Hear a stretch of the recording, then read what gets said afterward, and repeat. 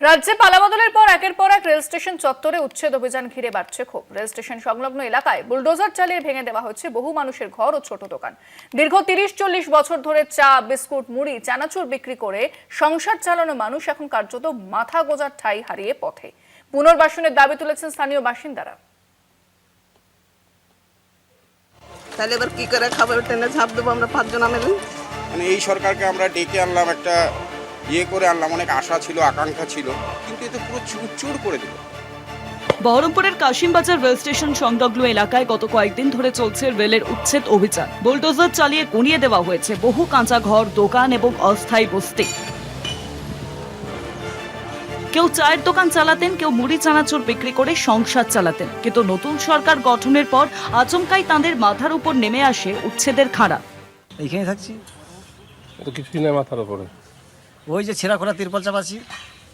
ঝড় বৃষ্টি হলে কোথাও যেতে হবে, ওই যে স্টেশন ফেশন আছে, পালিয়ে যেতে হবে। কি করবো? দোকান বাড়ি সব ভেঙে দিল।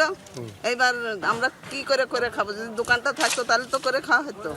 আমার স্বামী নাই, একটা ছেলে অসুস্থ, কাজ করতে পারে না, তার 2 ছেলে, বউগুলো সব আমাকেই পুষতে হয়।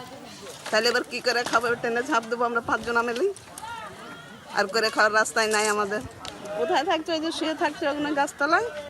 উচ্ছেদ হওয়া বহু পরিবারই অভিযোগ করছেন, পুনর্বাসনের কোনো ব্যবস্থা না করেই তাদের উচ্ছেদ করা হয়েছে। এবার উচ্ছেদের পালা বহরমপুর কোর্ট স্টেশন সংলগ্ন এলাকায়। মঙ্গলবার সেখানে বুলডোজার অভিযান চালানোর বিজ্ঞপ্তি জারি করেছে রেল কর্তৃপক্ষ। বহু বছর ধরে স্টেশন চত্বরে ছোট দোকান চালিয়ে সংসার চালানো মানুষ এখন ভবিষ্যৎ নিয়ে দিশেহারা। উন্নয়ন করছেন, আপনার করুন, শুধু আমাদের গরিব মানুষ শুধু একটা স্টল করে দেন, আমরা করে খাই, আর রেলের ইনকাম হোক, আমরা রেলকে অবশ্যই ভাড়া দিব, আমাদের দিয়ে করুন। এত বিরাট জায়গা পড়ে আছে রেল লাইনের মধ্যে, স্টেশন বাউন্ডারির মধ্যে, আমাদের ছোটোখাটো করে দেন।